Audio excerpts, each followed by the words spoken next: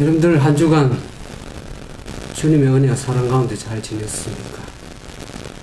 한국은 태풍 쏠릭이 와서 상당히 걱정을 하고 염려를 많이 했는데 큰 피해가 없이 이렇게 잘 지나간 것을 보게 됩니다. 아무쪼록 여러분들 삶 속에 주님의 은혜가 함께 하셔서 늘 행복하고 기쁜 그러한 삶이 되길 진정으로 바랍니다. 참 세상이 요란하고 험난해서 많은 염려와 걱정이 있는 세상에 우리가 살고 있습니다. 미국도 마찬가지고 한국도 마찬가지지만 참 언론의 여러 가지 문제점을 우리가 많이 알고 있습니다. 신문이라든지 방송, 주류 언론들이 미국도 전부 다 이 거짓 정보들을 많이 내보내고 있죠. 그래서 그런 정보들을 한국은 그냥 이어받아서 거기 자기 의견을 포함해서 이렇게 방송하고 해서 언론이 얼마나 잘못 보도하고 있다는 것을 알게 됩니다. 그 미국의 주로 언론들, 신문이나 방송들도 모두 이 좌파 세력이라서 거의 거짓 정보들을 많이 흘려서 한국도 그렇다 그러죠.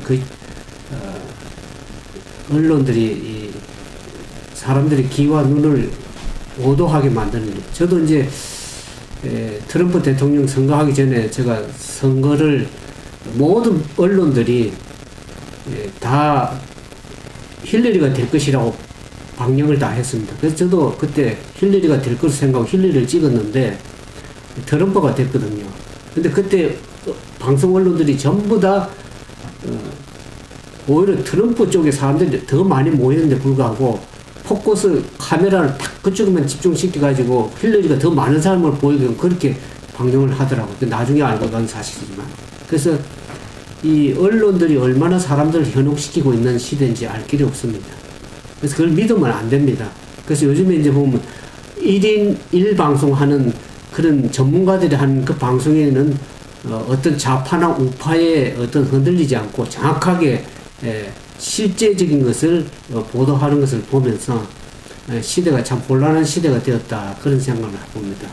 한국도 얼마나 그런 정부의 앞잡이 노릇을 하고 정부에 유익한 방송들을 많이 해나가며 특별히 왜 한국은 그렇게 김정은 이북 방송을 매일 보도하는지 알 길이 없습니다. 그걸 왜 우리가 들어야 되는지.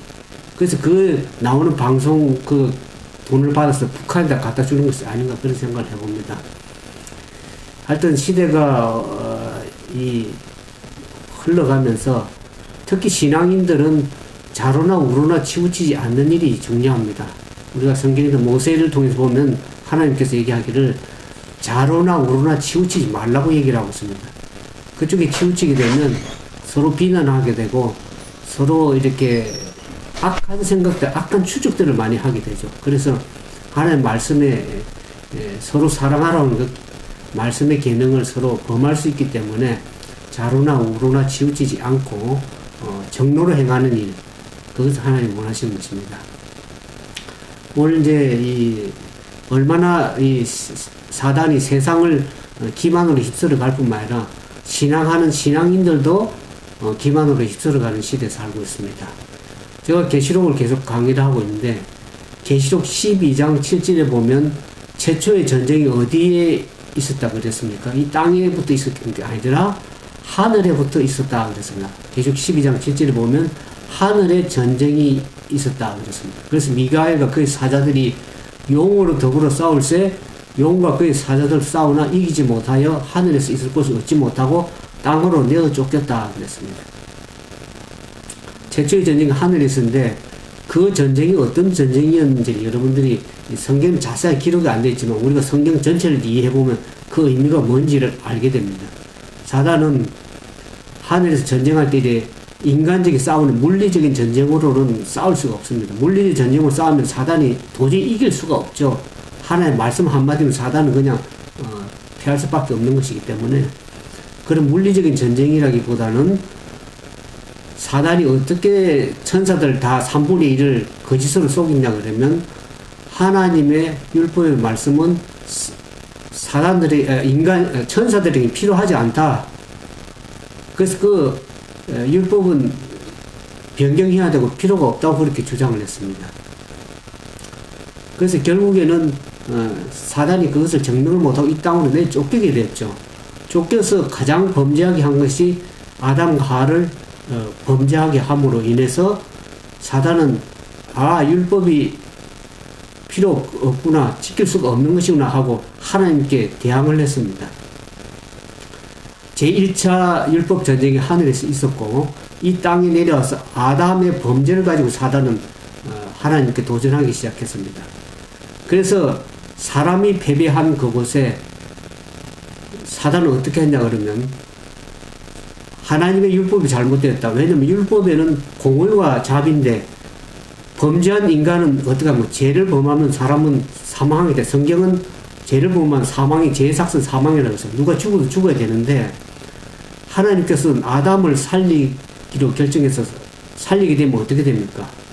죄를 범한 인간을 살리면 자비는 형성되지만 공의는 형성이 되지 않죠. 죄를 범한 인간을 살린다는 것은 사단에게 다시 사단이 공격을 하는 것이죠. 그래서 그 아담을 죽이면 공의는 서지만은 자비는 없어지는 것입니다. 그래서 하나님께서 공의와 자비를 함께 세우기 위해서는 그 율법을 만드신 그분이 직접 죽으셔야 됐었습니다. 그래서 하나님 자신이 인간의 자리에 서서 인간으로 오셔서 그 아담이 패배한 자리에 자기가 대신 죄가 되어서 죄 사망 삭슬 죽으시고 아담 하와 인류를 살리시기로 한 것으로 말미암아서 십자가에 죽으시기로 말미암아서 하나님은 율법의 공의와 자비를 함께 요구를 이루신 것입니다. 그래서 성경에 보면 많은 사람들이 생각에 율법이 배다고 생각하지만 율법이 조금 있다 뭔가 율법이라는 설명하겠지만 예수님은 마태복음 5장에 그랬습니다. 내가 율법이나 선지자를 폐하러 온 것이 아니라 율법을 완전하게 이루기 위해서 오셨다 그랬습니다. 그래서 그분이 율법을 이루기 위해서 십자가에 죽으신 것입니다. 아니면 그냥 하늘에서 내가 모든 사람 죄를 사해놓으라 말로서 할 수 있었겠지만 그렇게 하지 않고 율법의 요구에 이루기 위해서 십자가에 대신 그 죄가 돼서 죽을 수밖에 없었습니다. 그래야만 인간을 구원하실 수 있기 때문에 그렇게 십자가에 죽으셨다고 성경은 얘기를 하고 있습니다. 여러분들 마태복음 5장을 보겠습니다.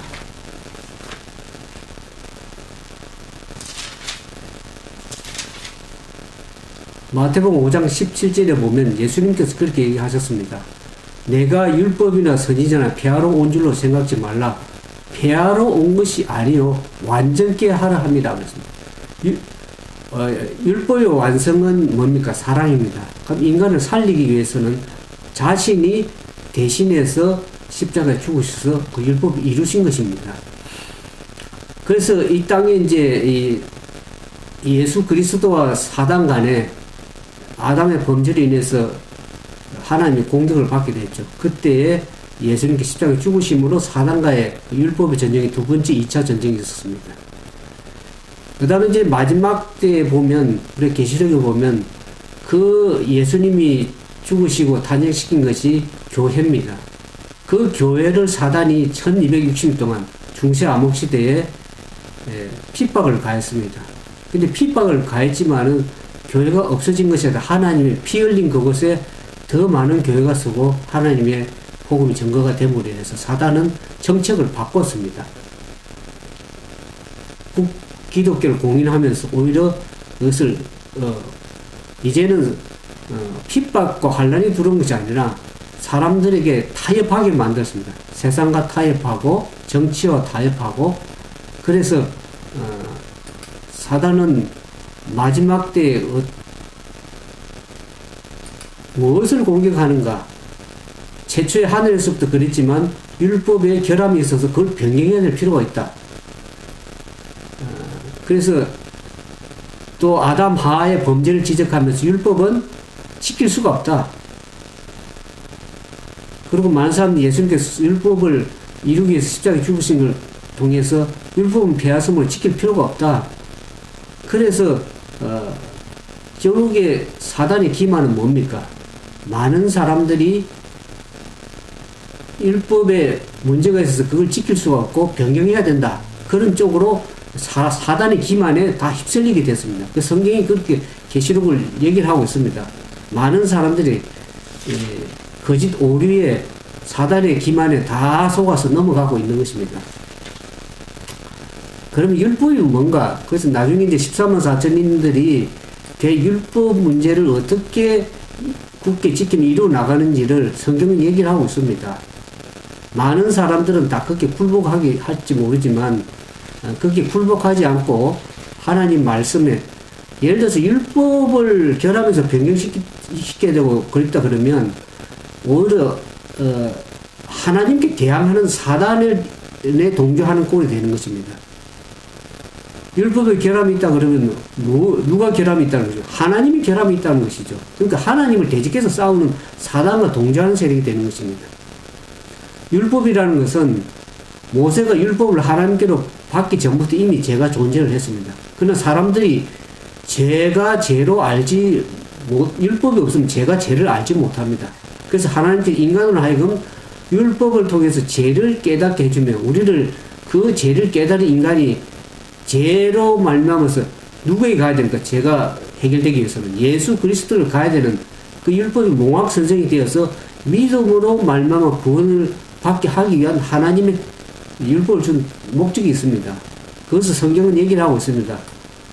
로마서 5장 13절에 보면 죄가 있기 전에도 세상에 있었으나 율법이 없을 때는 죄를 죄로 여기지 아니하였느니라고 사도 바울이 로마서 5장 13절에 얘기하고 있습니다. 율법이 없으면 죄를 알지 못합니다. 그전에도 죄가 있었지만은 그 죄를 죄로 인식을 하지 못하는 것입니다.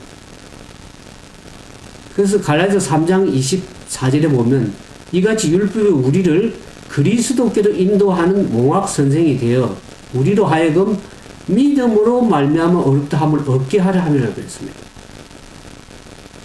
우리가 율법을 아는 이유는 그것을 통해서 우리가 거울을 보면 되죠.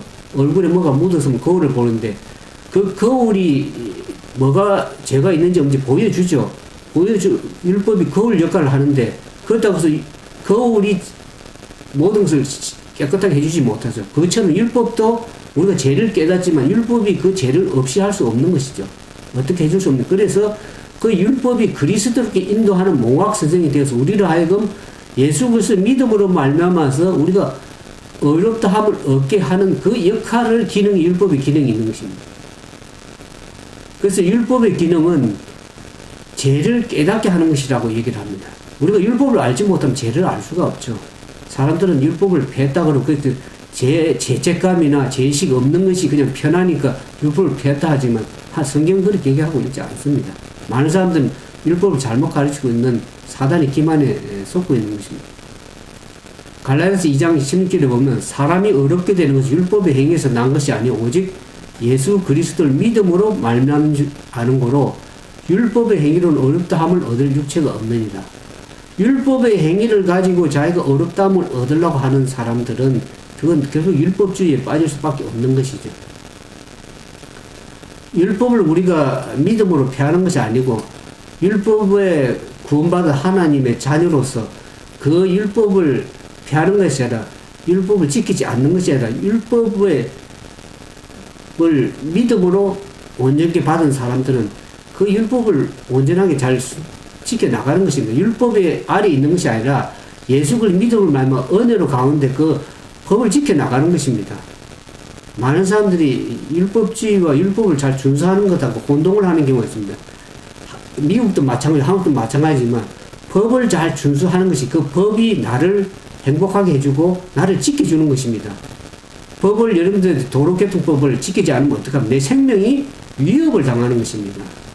법은 결국 나쁜 것이 아니고 우리를 보호하는 차원에서 준 것이고 그런 것이지 그걸 우리를 뭐 힘들게 하거나 망가뜨리기 위해서 일부러 준 것이 아니라고 성경은 얘기를 하고 있습니다. 그래서 마태복음 5장 10절에 예수님도 얘기했죠. 내가 율법을 폐하러 온 줄로 생각지 말라 그랬습니다. 폐하러 온 것이 아니고 완전케 하려 합니다. 예수님께서도 율법을 완전히 순종하셔서 지키기 위해서 오셨는데 사람은 뭐 때문에 율법을 안 지키고 패했다고 얘기를 합니다. 그거는 말도 되도 않은 얘기죠. 구원을 받은 하나님의 자녀들은 그리스도 은으로 말미암아 율법 아래 있지 않고 그 위에 존재하면서 하나님의 자녀로서의 완숙된 모습을 세워나가는 것입니다. 그래서 성경에는 신랑 되신 예수님 앞에 세마포 옷을 입은 신부로서 어려운 행실을 보여주는 신부로서의 성경은 계속 얘기를 하고 있습니다.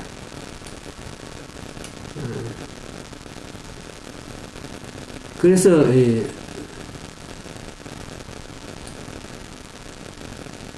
율법의 의미가 뭔가를 좀 우리가 생각해보자. 율법은 성경에서 여러 가지 의미로 사용되고 사람들이 많이 혼동을 하고 있기 때문에 그 의미를 좀 우리가 깊이 좀 알면 성경을 신약과 구약 전체를 좀 이해할 수가 있습니다. 율법의 성경의 율법을 의미를 이제 한 세 가지로 의미를 표현하고 있습니다. 첫 번째가 십계명을 포함한 모세 오경에 기록된 규례와 법규들을 율법이라 그럽니다. 율법이라는 것은 1차적으로 보면 하나님께서 시내산에서 모세를 통해서 이스라엘 백성이 주는 여러 가지 법규들을 말합니다. 그 중에 가장 이제 중요한 게 십계명이죠. 십계명은 폐하거나 변경시킬 수 있는 것이 아닙니다. 하나님의 율법 가운데. 그 다음에 이제 이 십계명과 포함된 가운데 성전과 제사와 절기제도에 관한 그런 종교적인 의식법이 있습니다. 그 다음에 이제 이스라엘 백성들을 향한 민법, 그 다음에 형사법, 소송법, 그것이 포함되어 있습니다. 그래서 십계명을 포함한 모세 오경이라 그러면 창세기, 출애굽기, 레위기, 민수기 말하죠. 그 모세 오경에 기록된 규례들, 법규들을 율법이라 그럽니다. 그래서 율법 학자들에 의하면 이러한 모든 규례들이 한 323가지가 있다고 그렇게 얘기합니다.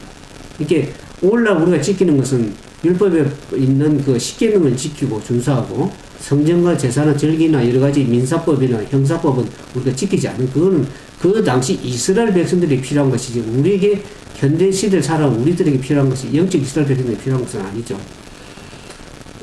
그 다음 이제 이 두 번째로 보면 그 율법을 모세 오경을 이제 율법이라 그럽니다. 우리가 구약 성경을 읽다 보면은 모세 오경 자체를 율법이라고 부르는 경우가 많습니다. 모세 오경이 율법이라고 불러지는 이유가 모세 오경 안에 여러 가지 법률들이 기록이 되어 있습니다. 그래서 율법이라고 해요. 모세 오경은 아까 얘기했죠. 창세기와 출애굽기, 레위기, 민수기, 신명기를 모세 오경이라고 그러는데 그 모세 오경을 분류할 때에 그것을 율법서라고 분류를 하고 있습니다. 그래서 우리가 구약 성경을 분류할 때 이 모세 오경을 율법서라고 그렇게 합니다. 그 다음에 시가서, 서지서, 역사서 이렇게 분류하는데 율법서를 얘기하는 것은 모세 오경을 가르친다고 이해하면 됩니다. 그 다음 이제 율법의 세 번째 의미는 구약 성경을 가르쳐서 율법이라고 하는 경우를 많이 봅니다. 우리가 구대에 와서 율법이라 이런 말은 우리가 사용하는 경우는 구약 성경 전체를 가리키는 말로도 사용되고 있습니다. 예를 들어 보면 우리가 잘 아는 시편 1장 1절에서 2절에 보면 그렇게 기록이 되어 있죠. 복 있는 사람은 악인의 길을 쫓지 않으며 오직 여호와의 율법을 즐거워하여 그 율법을 주야로 묵상하는 자로다. 여기서 말하는 여호와의 율법은 뭡니까? 구약 성경 전체를 가리켜서 얘기를 합니다. 그러니까 실제적으로 복 있는 사람은 하나님의 말씀을 즐거워해서 주야로 그 말씀을 묵상하는 것은 십계명이나 모세 오경뿐만 아니라 성경 전체, 신구약 전체를 묵상하고 지켜나가는 사람을 복 있는 사람이라고 얘기를 하죠. 그래서 여기 시편에서 얘기하는 여호와의 율법은 구약 성경을 가르쳐서 율법이라고 그렇게 얘기를 하고 있는 것을 이해하면 됩니다. 근데 이제 성경에 보면 율법도 거룩하고 계명도 거룩하고 어려우면 선하다고 성경 얘기를 합니다. 로마서 3장에 보면. 그래서 율법이 가입한 것은 범죄를 더하게 하려 하면 우리가 알거니와 모든 율법이 말하는 바는 율법 아래 있는 자들에게 말하는 것이니 이는 모든 입을 막고 온 세상으로 하나님의 심판 아래 있게 하려면 그러므로 율법의 행위로 그의 앞에 어렵다 하심을 얻을 육체가 없나니 율법으로는 죄를 깨달음이라. 그래서 로마 3장 19절에 20절에. 그러니까 율법의 기능은 죄를 깨닫는 기능적인 의미가 있습니다. 이게 율법이 필요가 없는 것이 아니라 그 율법을 통해서 죄를 깨닫고 내가 죄인임을 알게 되면 그 죄인이 누구에게 가게 됩니까? 죄를 해결해서 예수님께로 가게 되는 그런 기능적인 의미가 있기 때문에 율법이 필요 없는 것이 아니죠. 그래서 하나님께서 인간에게 율법으로 죄를 깨닫게 하실 목적으로 인간에게 주신 것이라는 것을 이해하면 됩니다. 그래서 한 사람으로 말미암아 죄가 세상에 들어오고 죄로 말미암아 사망이 왔음을 이와 같이 모든 사람이 죄를 지었으므로 사망이 모든 사람에게 이르느니라. 죄가 율법이 있기 전에도 세상에 있었으나 율법이 없을 때는 죄를 죄로 여기지 아니하였느니라 그랬어요. 물론 많은 사람들이 율법을 피했다 그러니까 죄의식이 안 느끼고 편안하게 신앙생활 할지는 모르지만 그렇게 되면 어떻게 합니까? 죄를 죄로 여기지 않고 그냥 아무렇게나 막 살아가고 그래서 예수 그리스도 믿음으로 구원받으면 평생 구원받으면 죄를 지어도 영원히 구원받는 것처럼 이상한 가르침을 가르치는 사람들도 많이 봅니다. 그렇듯 율법은 죄를 죄로 여기도록 하는 것이고 죄를 깨닫게 하는 그런 기능적 의미가 있기 때문에 우리가 구원받은 사람으로서 그러면 율법을 안 지켜도 되는가? 그것이 아니죠. 많은 사람들이 율법주의를 얘기를 하는데 율법을 올바르게 지켜나가는 것은 율법주의자가 아닙니다. 그건 법을 잘 준수하는 사람들입니다. 예수님도 그랬습니다. 누가복음 10장 26절에 보면, 마태복음 23장 23절에 보면, 사람들이 율법주의자들이 그 문제가 뭐냐면 율법을 지켜서 구원을 얻으려고 하기 때문에 문제죠. 율법의 행위로 우리가 어렵다함을 이미 예수님께 십자가에 죽으심으로 모든 구원이 일어났습니다. 우리가 뭘 행위를 해서 그것이 구원의 어떤 싹으로서 우리가 구원을 얻는 것이 절대 아니라는 것을 알게 됩니다. 우리가 죄인이 아무리 행위를 어렵고 해도 그 죄를 우리가 살 수 있는 것이 아니죠. 그런 행위가 아니죠. 구원은 전적으로 예수의 피의 공로로 말미암아서 그 예수의 피의 공로의 의로 말미암아서 우리가 구원을 얻는 것이지 우리 행위 자체가 어려워지서 구원을 얻는 것이 아니라는 것을 계속 성경이 얘기를 하고 있습니다. 근데 율법주의가 뭐냐면 마태복음 24장 23절처럼 율법에 더 중한 바 의와 인과 신은 버렸다 그랬습니다. 유대인들이 뭐가 문제였습니까? 많은 그 규칙들, 법규들을 지켜가지고 문자적으로 의문의 율법, 문자적으로는 지킬지는 모르지만 정신은 다 버렸습니다. 율법을 성경의 기록을 말씀을 기록해 놓은 것은 그 말씀의 정신이 중요한 거죠. 율법의 그 중요한 것이 뭡니까? 의와 인과 신은 버리고 문자적인 것만 지켜나가고 겉은 여러분들 어떻습니까? 속은 겉은 깨끗한데 속은 다 문드러진 거예요. 율법의 문자적인 것만 지키고 속은 하나도 정신은 없어지면 그거는 율법주의자가 되는 것입니다. 바리새인들이 그랬습니다. 그래서 예수님께서 누가복음 10장 26절에 율법사가 찾아왔습니다. 내가 어떻게 해야 영생에 들어가겠습니까? 예수님께 물었잖아요. 그때 예수님께서 뭐라고 얘기했습니까? 율법에 무엇이라고 기록되었느냐? 너가 그것을 율법을 어떻게 읽느냐? 그랬습니다. 그래서 율법에 무엇이라고 기록되어 있나 율법사에 물으니까 하나님을 마음과 뜻과 정성을 다해서 하나님 섬기고 이웃을 내 몸과 같이 사랑하라 하는 십계명 계명 있는 말씀을 얘기를 했습니다. 그때 예수님께서 뭐라 그럽니까? 그래 그것을 지키라고 그랬습니다. 너가 율법을 어떻게 읽느냐? 그 예수님이 얘기를 합니다. 율법의 정신은 다 버리고 껍데기를 버리고 그래서 선한 사마리아인은 어떻게 합니까? 강도 만난 이웃을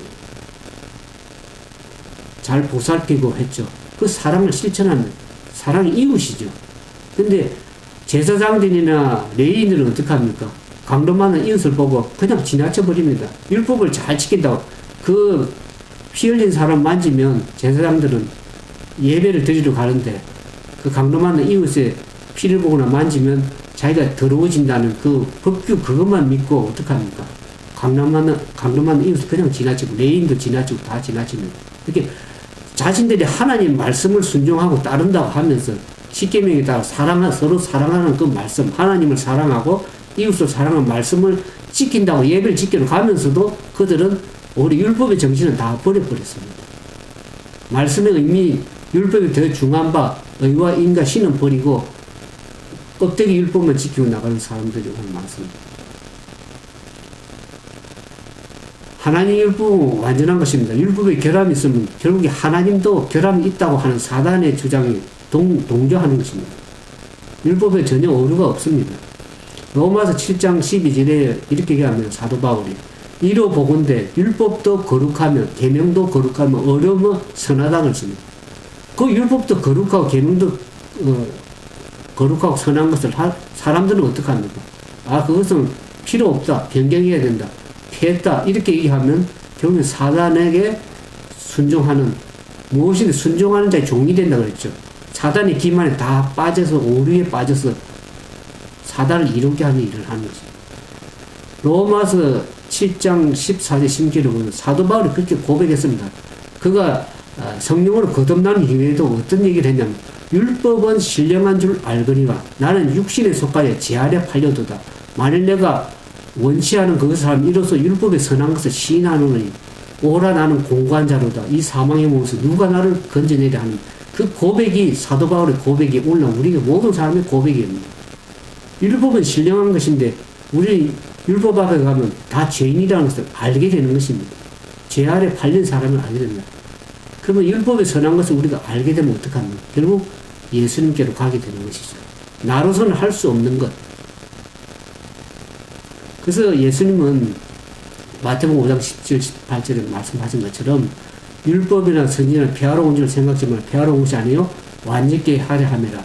진실로 너에게 이르노니 진실로 너에게 이른다. 이 말은 내가 거듭해서 진짜 말하는데 천지가 없어지기 전에 율법의 1.1에게라도 반드시 없어지지 않고 다 이루리라는 하나님의 명확한 말씀이 있습니다. 마태복음 5장에. 근데 사람들은 그 율법은 안 지켜도 된다 그러는데 그런 의미가 율법을 어떻게 지켜야 되는지를 제가 좀 이따 말씀을 드리겠습니다.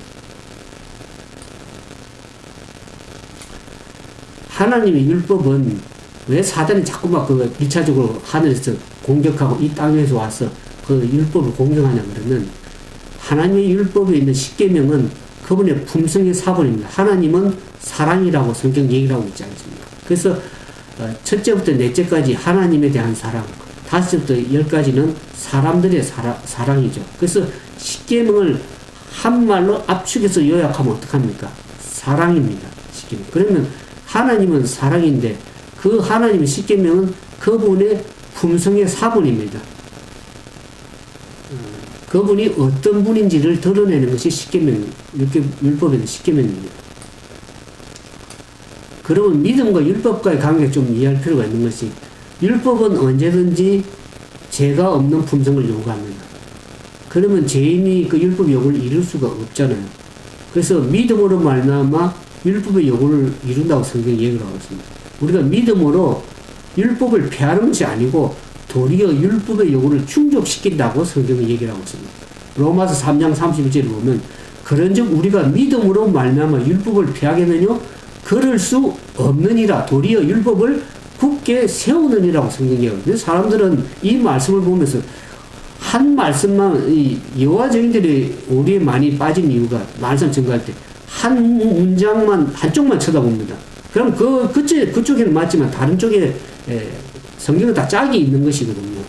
그래서 다른 쪽도 봐야지 이걸 바르게 알게 되는 것이 한쪽만 보면 성경을 바르게 이해하기 힘듭니다. 오류에 빠지기 쉽습니다. 그래서 우리가 믿음을 가졌다 그러면 율법 필요 없는가, 배워야 되는가 그런 것이 아니고 그럴 수 없다고 사도 바울은 얘기하고 있어요. 도리어 율법을 굳게 세우는데 요한일서 3장 4절 보면 요한은 그렇게 얘기합니다. 죄를 짓는 자마다 불법을 행하느니 죄는 불법이라고 했습니다. 우리가 죄를 범하게 되면 그리고 불법을 행하는 것이죠. 성경은 죄는 불법이라고 그랬습니다. 로마서 7장 7절에서 보면 그런즉 우리가 무슨 말 하리요? 율법이 죄냐? 그럴 수 없느니라. 율법으로 말지 않고는 내가 죄를 알지 못하느니 곧 율법이 탐내지 말라 하지 아니하였다면 내가 탐심을 알지 못하였으리라 그랬습니다. 그래서 성경에 예수님도 그랬지만 한 율법을 한 계명, 십계명의 한 개를 지켜오다가 다른 것을 범하면 전체를 범한 것이라고 했어요.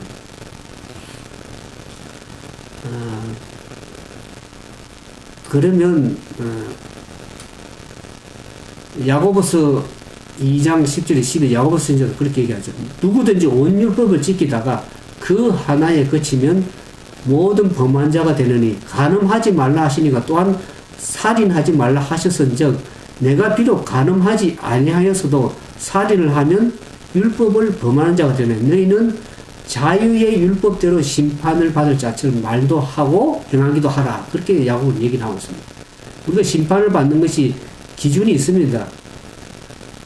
자유의 율법입니다. 법 안에서, 질서 안에서 자유롭게 행하는 것을 말하는 것이지, 법도 완전히 없애고 율법도 없애버리고 그 안에서 마음대로 행하는 것이, 그것이 성경을 말하는 것이 아닙니다. 믿음을 지킨 사람들은 하나님의 법 안에서, 그 질서 안에서의 자유롭게 믿음을 지켜나가는 것입니다. 그래서 성경은 자유의 율법대로 심판을 받을 자처럼 행하라고 그렇게 얘기하고 있습니다. 심판의 기준입니다, 그게. 근데 우리가 십계명을 뭐 안 지키고 구원을 받을 수 있는 것처럼 그렇게 얘기를 하면 안 되죠.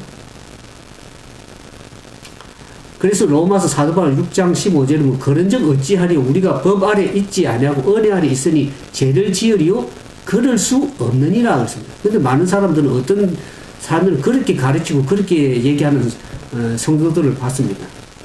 우리가 한번 예수님을 믿어서 구원을 받았으니까 이제는 죄를 범해도 아무렇게나 해도 구원을 받는다. 그것은 율법의 심판을 받을 것입니다. 법이라는 것은 우리를 행복하게 지켜주는 것이지만 그 법을 일단 범하게 되면 불법자가 되는 것입니다. 미국도 마찬가지고, 미국에 오면 미국 법을 지켜야 됩니다. 한국에 있으면 한국 법을 지켜야 됩니다. 그럼 하늘나라의 정부의 기초가 법이 뭡니까? 하늘나라도 정부의 법이 있는 것입니다. 그 법을 안에서의 질서 안에서, 법 질서 안에서 잘 지켜나가는 것이, 그게 바른 율법 준수자지, 그걸 벗어나면 범죄자가 되는 것입니다. 그래서 우리가 법 아래 있고 믿음으로 은혜 아래 있다고 해서 죄를 마음 놓고 지어야 된다? 그럴 수 없다고 성경 얘기를 하고 있습니다.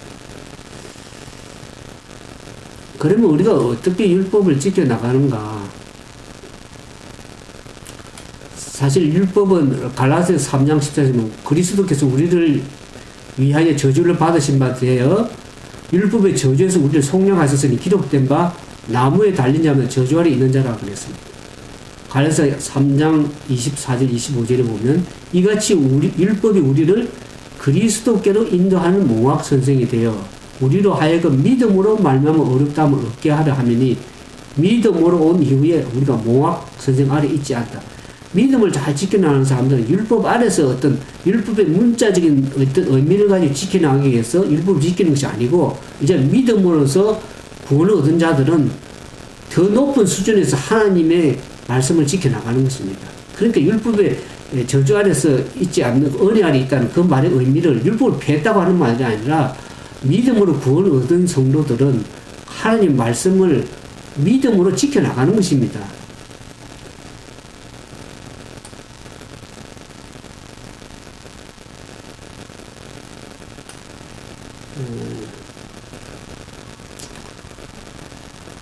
그래서 어떻게 율법을 지켜나가야 되나 하는 것을 좀 의미를 드리겠습니다.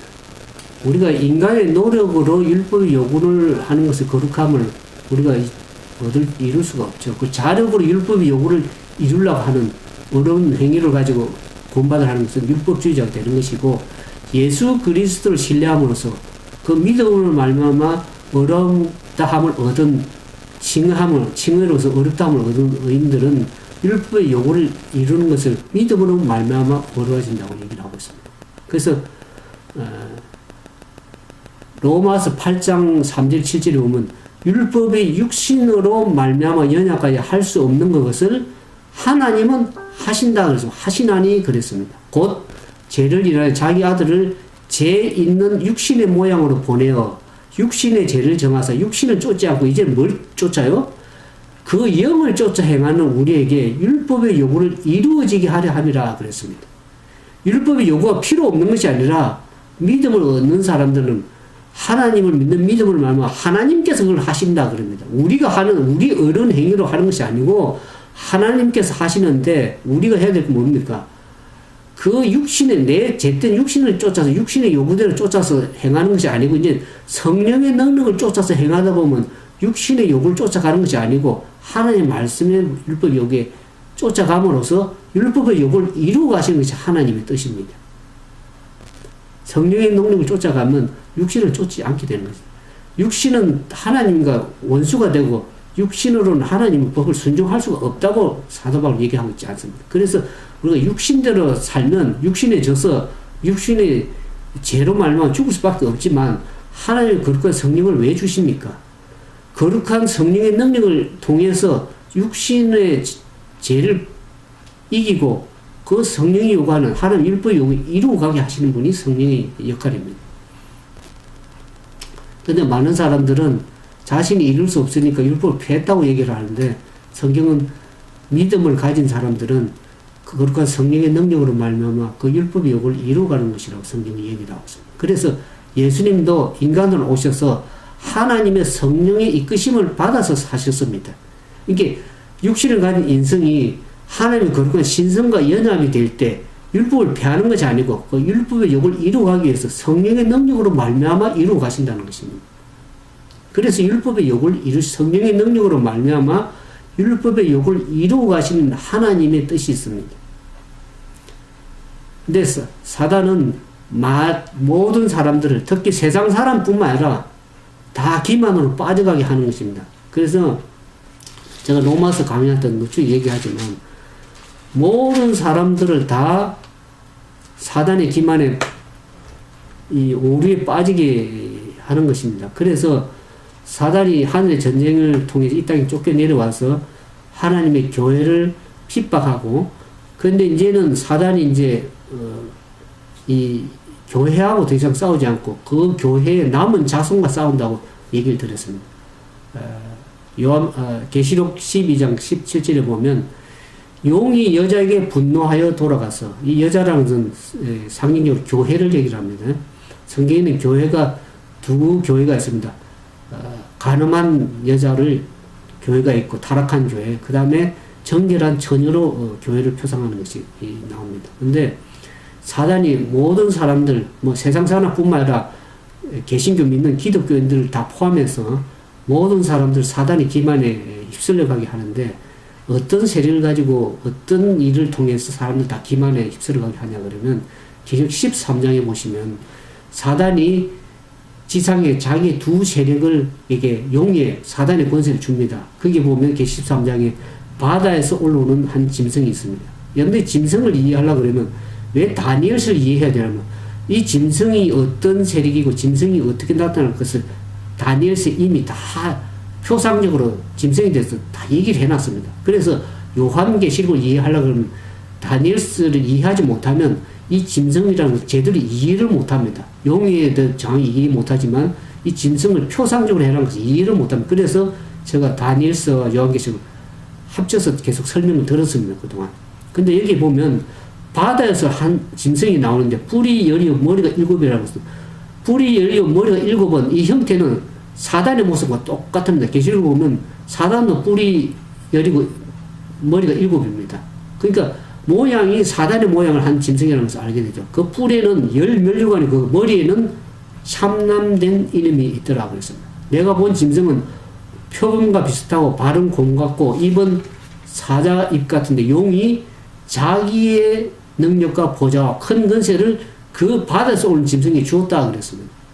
여기 나오는 사자, 곰, 이런 그 표상적인 표범 이것은 그러니까 다니엘서 7장에 보면 이 바벨론 나라, 메드 페르시아, 그 다음에 그리스, 헬라, 로마 다 하나님을 대적해 온 세력들입니다. 그것을 짐승으로 표현을 해놨습니다. 그 역사적으로 이제 다니엘서 여러분들 잘 7장을 이해해 보시면 이 나라들을 짐승이라고 해서 나라를 표상하는데 짐승이라고 표현한 이유는 하나님과 대적하는 세상입니다. 그리스도와 대적하는 이 세상 세력들이 하나님의 백성들을 핍박하는 세력으로 등장하기 때문에 성경은 그것을 포커스를 맞춰서 조명하고 있는 것입니다. 그런데 이 바다에서 오른 짐승이 사자나 곰, 이와 같은 이 모양을 나타나는 것은 다 그 나라의 이념, 사상, 이런 것이 다 사단의 이렇게 이 정신들이 다 물려받은 그러한 그 의미를 가지고 있습니다.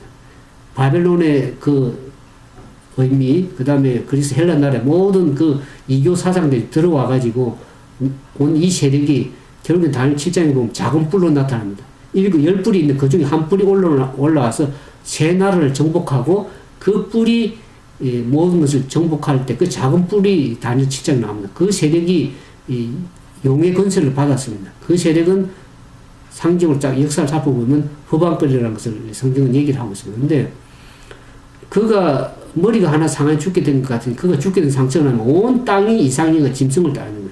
오늘 이 법안권의 모든 사람 다 굴복을 하고 있습니다. 모든 종교 세력뿐만 아니라 땅의 임금들도 그 법안권 교황 앞에 모든 다 굴복을 하고 머리를 조아리고 거기 말 한마디에 다 동조하는 것을 보게 됩니다. 근데 이 법안권이 과거 중세 암흑 시대에 1260년 동안 하나님 백성을 핍박하고 한 세력입니다. 그 짐승이 5절에 보면 계시록 13장 5절에 큰 말과 참남된 말을 한 입을 받고 42달 동안 일할 것을 42달 하면 성경에는 1260년 1260일인데 42달이 그것이 1일은 성경 1일 1년은 법칙인데 1260년 동안 하나님 백성을 핍박하고 자기가 하나님 민양 그렇게 얘기를 하고 있습니다. 그래서 짐승이 입을 벌려 하늘을 향하여 해방하고 그의 이름과 장막 곧 하늘에 거한 자를 해방해가지고 각 족속과 백성과 방금들을 나라를 핍박하고 했던 세력입니다. 근데 16절에 보면 죽임을 당한 어린 양 생명체에 장식으로 농민되지 못하고 이 땅에 사는 다 누구에게 경배하기라 이 짐승의 모든 사람 다 경배하게 되어 있다고 얘기를 합니다. 그래서 10절에 보면 사로잡는 자는 잡힐 것이요 칼로 죽인 자는 자기도 마땅히 칼에 죽으니 성도들의 인내가 믿음이 여기 있다고 했습니다. 진정으로 믿음을 지켜나가려고 그러면 하나님의 말씀을 지켜나가면 핍박을 받게 되어 있습니다. 그러면서 이 용이 이 첫 번째 짐승에게 권세를 줘가지고 모든 사람들이 핍박하고 자기에 굴복하게 했습니다. 그러면서 두 번째 사단은 무엇에 건설을 주냐면 11절 내가 보면 또 다른 짐승이 땅에서 올라오는데 이제는 바다에서 올라오니 바다라는 것은 많은 백성 가운데서 올라온다. 바다는 많은 백성 가운데 올라오는 세력이었는데 이제는 땅에서 올라온다는 것은 땅은 사람이 거의 현저하게 없는 곳을 얘기합니다. 근데 그 땅에서 올라오는 그 짐승은 어떤 모양을 가지고 있냐면 새끼 양 같이 두 뿔이 있고 용처럼 말하더라고요. 새끼 양 같은데 이 전부 하나님 말씀에 순종하는 새끼 양 같았는데 나중에는 두 뿔이 올라오면서 용처럼 말하는 사단의 입을 가지고 말하는 것입니다. 사단의 세력을 그래서 이 올라오는 세력을 우리가 이제 예언적으로 다 설명을 드렸는데 자유민주주의와 이 한 미국이라는 나라가 우리가 계속 12장에 보면 여자가 용의 핍박을 피해서 도망갈 때 땅이 도왔다 그랬습니다. 그래서 그 핍박하는 그 세력을 피해서 땅으로서 새로운 대륙을 발견해서 나온 것 청교도인들이 이 미국 땅에 도착했습니다. 근데 이 미국이라는 나라가 이 나중에 처음에는 새끼 양 같았는데 그것이 용처럼 말하는 것입니다. 그래서 처음 나온 이 바다에 오는 짐승이 모든 사람들 처음 짐승에게 경배하게 하니 곧 죽게 되는 상처가 나온지라. 이 법안권은 프랑스 혁명으로 말미암아서 결국에 이 굴복을 했습니다. 그래서 교황권이 완전히 사라진 줄 알았더만 그것이 다시 살아나면서 모든 사람들을 이상히 여겨 그 짐승을 따르고 경배한다는 것이 성경의 예언이 성취가 됐습니다. 그런데 이 땅에서 올라온 짐승이 자기 정치의 권력을 가지고 이 짐승에게 경배하고 우상을 세우고 경배하게 합니다. 그러니까 이 거짓 종교가 정치적 세력과 결탁하게 되는 무서운 세력을 발휘하게 됩니다. 국가적인 힘을 가지고 사람들을 다 굴복하게 만드는 것입니다. 그래서 어느 정도까지 하나 그러면 큰 이적을 행해서 심지어 사람들 앞에 불이 하늘로부터 땅에 내려오게 하고 짐승이 받은 바 이적을 행함으로 땅에 거하는 자들을 미혹하게 하며 땅에 거하는 자들이 이르기를 칼에 상하였다가 살아난 짐승을 위하여 우상을 만들라 그랬습니다. 그래서 짐승의 우상에 경배하지 않은 자를 멸치니 다 죽이게 하는 과거에 핍박한 그 세력이 다시 핍박을 하게 됩니다. 우리가 다니엘서 보는 것처럼 하나님의 말씀에 순종하는 다니엘의 세 친구가 어떡합니까? 그 법령이 느부갓네살 왕이 다 법령을 해서 사람들을 다 굴복하게 우상에 경배하는 일이 마지막 다시 한 번 더 일어날 것을 성경은 얘기를 하고 있습니다. 역사는 항상 반복이 되게 되어 있습니다. 그래서 그 당시에 하나님의 법에 순종하는 사람들을 핍박하고 죽이고 매매도 못하게 하고 그렇게 하는 그 일을 다시 한번 국가적 권력을 통해서 사람을 양심을 강제적으로 굴복하게 하는 그 일을 행할 것을 얘기를 합니다. 그래서 10절에 보면 저가 모든 자 작은 자나 큰 자나 부자나 빈곤하나 자유한 자나 종들로 오른손이나 이마에 표를 받게 하고 누구든지 이 표를 갖지 못하는 자에게는 외에는 매매를 못하게 하니 이 표는 짐승의 이름이나 그 수라 그랬습니다. 짐승에게 경배하게 하는 것입니다. 근데 이 말이 무슨 말인가 그러면 좀 상징적으로 이해하기 어렵겠지만 아까 제가 하나님의 율법 가운데 10여 명은 변경시키거나 피할 수 없는 율법이라고 얘기를 했습니다. 그러면 왜 사단이 이 계시록에 보면 그러면서 얘기하면 성도들이 인내가 이르면 저희는 하나님의 계명을 지키며 예수 믿음을 지키는 자라 그랬습니다. 여기 보면 계시록 12장 12장을 보겠습니다. 용이 여자에게 분당에 돌아갔으니 싸우려고 여자와 더불어 싸우는 것이 아니고 이제 그 여자의 남은 자손과 싸운다고 얘기를 하고 있습니다. 근데 곧 하나님의 계명을 지키며 예수의 정보를 가진 자와 더불어 싸우려고 바다 모래 위에 섰더라.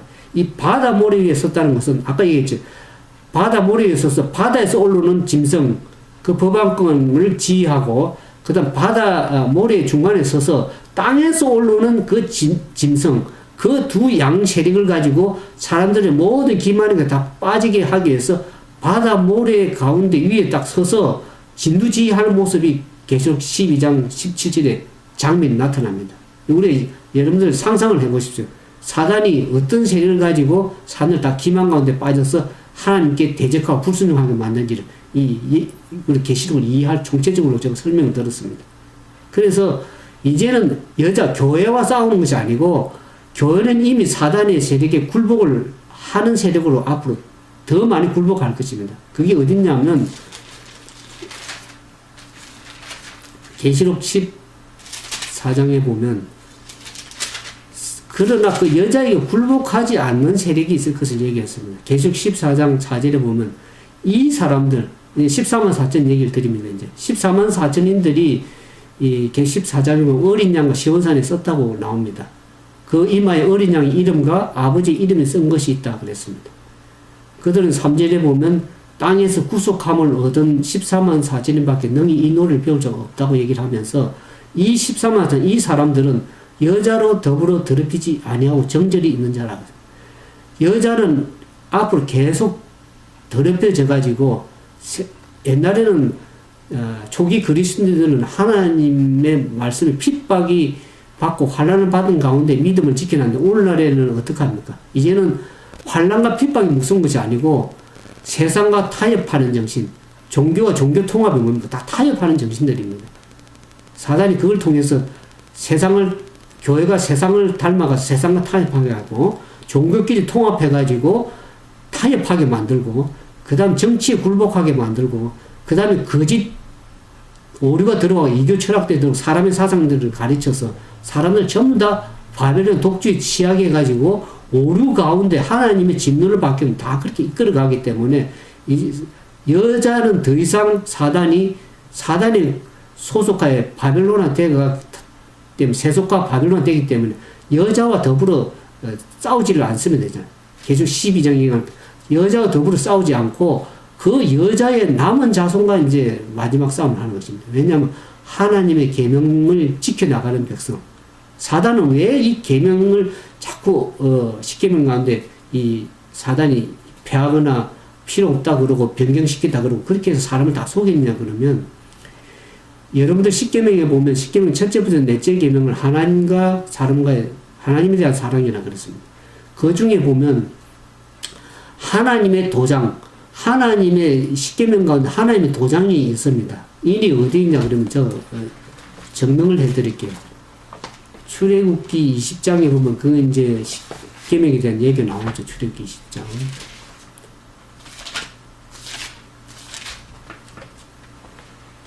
우리가 도장이나 그러면 도장을 찍을 때 예를 들어서 미국의 트럼프 대통령이 도장을 찍을 때 미국은 주로 이제 도장보다는 서명을 합니다. 자기 이름을 서명을 하는 것이 이제 도장을 인으로 대시는데 한국은 도장을 찍지 않습니까? 그 도장에 보면 대한민국의 대통령 문재인 하면 어떡합니까? 통치 영역이 대한민국이고 직함이 대통령이고 그분이 이름이 나와 있는 그 도장이 찍히면 그것이 이제 도장인이 사인, 영어는 사인, 인이라고 그러죠. 성경에도 하나님의 도장이 찍혀 있는 것이 있습니다. 출애굽기 20장 10절에 8절부터 있겠습니다. 안식일 기억하여 거룩히 지켜 엿새 동안에 힘써 내 모든 일을 행할 것이나 제7일은 너희 하나님 여호와의 안식일이니 너나 내 아들 내 딸이나 남종이나 내 여종이나 내 육축이나 무한에 유한한 계획을 아무 일도 하지 말라.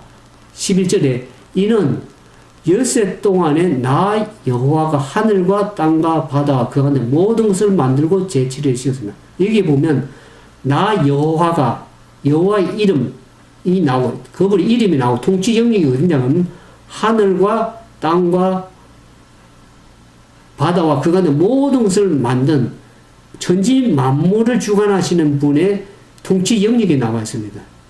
여호와의 이름이 나와 있고 통치 영역이 나와 있고 그분이 어떤 직함을 가지냐면 그 모든 것을 만들고 제치했으면 나 여호와가 안식을 복되고 그날을 거룩하였나. 그러니까 모든 하늘과 땅과 물들을 만든 창조주의 직함이 거기에 다 들어있는 것입니다. 이렇게 여러분 십계명을 다 살펴보시면 거기에 하나님이 인이 찍힌 것이 다른 데는 없지만 이건 넷째 계명에는 직함이 찍혀 있고 그분의 이름이 찍혀 있고 통치 영역이 다 나와 있는 것입니다. 그분의 사인이 거기에 있는 것입니다. 말씀으로 한 거지만 우리가 도장 찍는 건 똑같습니다. 그러니까 사단은 이 계명을 없애려고 누차 하늘로부터 이 지상에까지 와서 산을 다 기만으로 빠지게 했습니다. 그래서 아까 다니엘서 7장 얘기처럼 사단이 이 계명을 지키는 백성들을 다 핍박하고 죽이려는 마지막 정치 권력을 통해서 할 것인데 왜 성경은 계속 계시록에는 계명 문제를 계속 얘기하냐면 이 계명을 하나님이 인이 지켜 있기 때문에 이것을 사단은 무너뜨리려고 하는 변경시켰습니다. 법안권을 통해서 이 다니엘서에 보면 이 법안권이 때와 법을 변경시켰다고 했습니다. 때라는 것은 제7일에 대한 안식일을 제1일을 일요일로 변경을 시켰습니다. 그리고 십계명도 쟤들이 바꿨습니다. 그들은 많은 우상들을 이 형상들을 섬기기 때문에 둘째 계명 다른 형상을 만들지 말라는 것을 없애버렸습니다. 그래서 열째 계명을 둘로 나눠가지고 10계명을 만들었는데 캐톨릭은 그렇게 얘기를 합니다. 왜 개신교 너희들은 하나님의 말씀에 변경된 것 아닌 변경할 수도 없는 것을 너희들은 지켜냈냐. 우리는 교회의 건의로 우리가 법을 바꿨다. 계명을 바꿨다. 그래서 나를 바꿨다고 얘기하는데 개신교회는 왜 너희들은 말씀대로 안 지키느냐고 그렇게 얘기를 합니다. 그래서 저들이 가톨릭 교리 문답에 여러분들 잘 보시면 제 7일이 안식일이고 근데 토요일이 안식일인데 왜 너희들이 일을 우리는 교회 건의로 변경을 시켰다 그럽니다. 그래서 작은 뿔이 왜 제가 계명 문제 얘기하면 저는 좌파나 우파에 치우쳐서 얘기하는 것이 아니라 저는 하나님의 말씀이 뭐라고 하는지를 정확하게 말씀을 드려야 되기 때문에 말씀을 드리는 것입니다. 이 작은 뿔은 그 법을 변경을 시켰습니다. 그래서 많은 사람들을 기만에 빠지게 했고 개신교회는 어떻게 하냐면 초기 개혁자들이 다 계획을 해 나왔는데 이 계명 문제에 대한 것을 완전히 개혁하고 나오지 못했습니다. 그래서 초기 그리스도인들 제1세기까지는 이 안식일 문제가 변경이 안 됐기 때문에 사람들이 문제가 되지 않았는데 1세기 후반부터 2세기 들어가면서 이 사람들이 이 율법에 있는 이 십계명에 있는 넷째 계명을 제1로 바꿨습니다. 그래서 그것이 지금 올라와서 그것을 변경된 계명을 지키고 있는 거죠. 그러니까 이사야는 그렇게 합니다. 너희가 사람의 계명을 지키고 하나님의 계명을 지키지 않는다고 얘기를 하고 있습니다. 우리가 성경 아까 율법 얘기했죠. 한 계명을 지켜오다가 온 계명을 지켜오다가 한 계명을 범하면 다 온전히 범하는 것이라고 그랬습니다. 그 계명은 십계명은 변경시키거나 폐하거나 할 수 있는 것이 아니라고 했습니다. 그 율법의 넷째 계명은 하나님이 인이 지켜 있는 것인데 그것이 사람이 임의적으로 변경할 수 있는 것이 아닙니다. 근데 사단은 다 기만술로 사람들을 바꿔서 부활한 날을 지켜야 된다. 그것은 성경이 얘기를 하고 있는 것이 아닙니다. 하나님은 그렇게 얘기를 한 적이 없습니다. 그래서 사람들이 다 그게 굴복하는데 여러분은 지금 인정을 할지 안 할지 모르지만 앞으로 이것이 법령화되어서 이 바다에서 올라오는 짐승이 이 땅에서 올라오는 짐승을 통해서 정치적 권력을, 국가적 권력을 통해서 사람들이 강제 법령을 해서 다 사단의 계명에 범할 수 있도록 다 지금 이미 뭐 교회는 다 개신교회는 변경된 안식을 지켜나가는 다 굴복을 한 거죠. 사단의 기만에 있는 것이죠.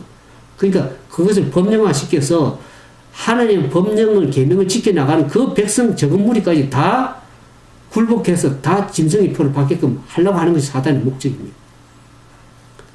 그래서 성경은 계명 문제를 계속 얘기하는 이유가 마지막 때 그것이 하나님께 진정으로 말씀에 충성하는지 안 하는지를 충성의 시금석으로서 대쟁적 초점이 거기에 있기 때문에 성경 계명 문제를 계속 얘기를 하고 있습니다. 근데 많은 사람들이 그 문제를 이해를 잘 못하고 있기 때문에 제가 말씀을 드립니다. 그래서 계시록 18장에 가보면 그것이 많은 교회들이 앞으로 바벨론화 되고 또 여자와 더불어 사단을 싸우지 않습니다. 이미 다 굴복해가 거기에 계명을 범하고 있기 때문에 사단은 더 이상 여자와 더불어 싸우는 것이 아니고 그 여자의 남은 자손, 하나님의 계명을 지키는 그 백성과의 마지막 싸움이지 더 이상 여자하고는 싸우지 않습니다. 이미 사단의 기만에 빠져 있기 때문에 그렇습니다. 그래서 계시록 18장에 가보면 힘센 음성으로 외쳐 가로되 무너졌다 큰 성 바벨론이요 귀신의 처소와 더러운 각종 더러운 영이 모이는 것, 각종 더럽고 가증한 새에 모으는 것이 다 세속화되고 바벨론에서 그게 다 굴복하게 되길 뿐만 아니라 그래서 거기에 3절에 가면 어명의 진노의 포도주를 인하여 만국이 무너졌다 그랬습니다. 거짓 이슬들 들어오고 거짓 사상들이 들어와가지고 진노의 포도주로 다 취하게 합니다. 이 작은 뿔 세력이 거기에 다 굴복하게 하죠. 그러면서 또 땅의 왕들이 그로 더불어 음행하였다. 정치적 권력과 결탁하고 그 다음에 땅의 상고들도 그 사치의 세력을 인해 지배하였다. 오늘 그 모든 조정하는 세력이 바티칸에서 자금줄을 가지고 다 사람들을 경제를 망가뜨리고 다 굴복하게 하는 그 여러분들이 이제 인터넷이 발달됐으면 다 들어가 보시면 다 알게 되어 있습니다. 이 정책을 어떻게 해가면 세계 정세가 어떻게 돌아가는지 그 경제를 어떻게 누가 뒤에서 조정하고 있으며 사단이 앞으로 그 경제를 가지고 어떻게 사람들을 다 굴복하게 할 것인지 이 정책적으로 그게 사단이 자기의 지상세력을 가지고 다 사람들을 굴복하게 만드는 것입니다. 그래서 땅의 상고들도 그 사치 세력이 인해서 지부하여서 이 모든 세력들이 다 사단의 기만에 굴복해 나갑니다. 그래서 하나님께서는 18장 4절에 하늘로서 다른 음성이 나서 가는 내 백성아 거기서 나와 그 죄에 참여하지 말고 그 받을 재앙들을 받지 말라 그랬습니다. 그 가운데라도 하나님의 백성들이 있다는 것입니다. 참된 백성들이 있다는 것입니다. 그래서 이 백성들이 마지막 그 짐승의 표 환란이 이르러 올 때 사람들이 우리가 잘못 믿어왔구나. 이제는 우리가 잘못 알아온 깨달은 사람 중에서 결국 그 바벨론에서 나올 세력들이 있습니다. 그 세력들은 이 13만 4천인 여자와 더불어 더럽히지 않은 어린 양이 어디로 인도하는 그 사람 남은 무리와 합류하게 될 것을 성경 얘기를 하고 있습니다.